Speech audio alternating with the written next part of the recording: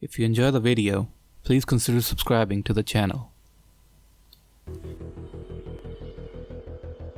Max Payne's most underrated supporting character. The perfect sidekick to the most cynical protagonist. Let's talk about Max Payne's New York City.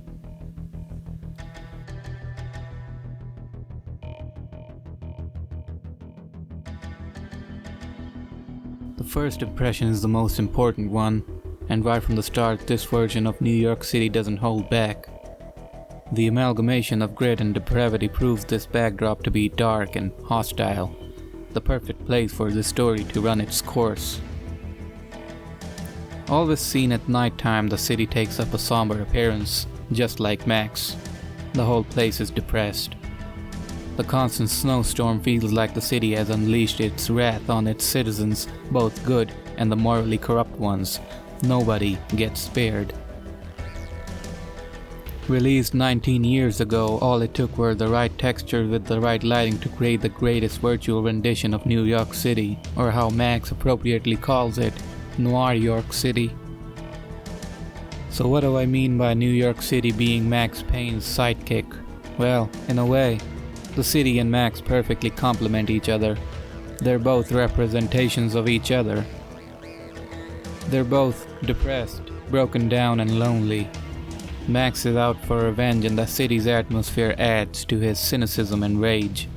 And how the city is portrayed as always being dark at night is sort of a metaphor that the light has gone out of Max's life. He's forever stuck in the darkness after what happened to his family. I'm not sure if the actual city is like this, but the game makes sure that it feels lonely, depressing and discouraging. And it does it by using the lighting sparingly. You will not find a single fully lit street in the game.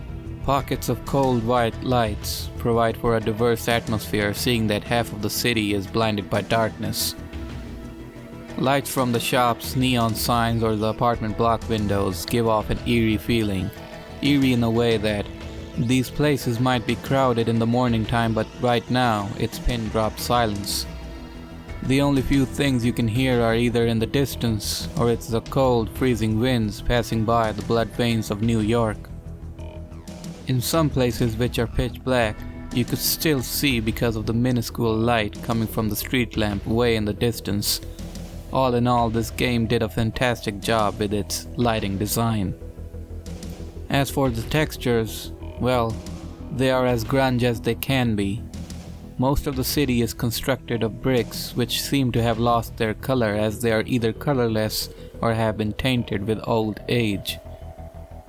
Most surfaces and their textures seem like they haven't been cleaned in a while, adding to the atmosphere grittiness. Metal doors and gates have been rusted, which on their part add an element of being industrial on top of the pre-existing urban setting. These styles of textures along with the lighting I talked about earlier is what made this version of New York one of the best ones. Earlier I said that the city feels lonely, which of course I meant figuratively. But the city is also literally lonely. You don't see a single soul in the streets. The only people you do see are either gangsters or junkies. Everybody else is just gone. And the lack of people is a huge proponent of the city's loneliness. In our minds, we expect there to be people in cities like this.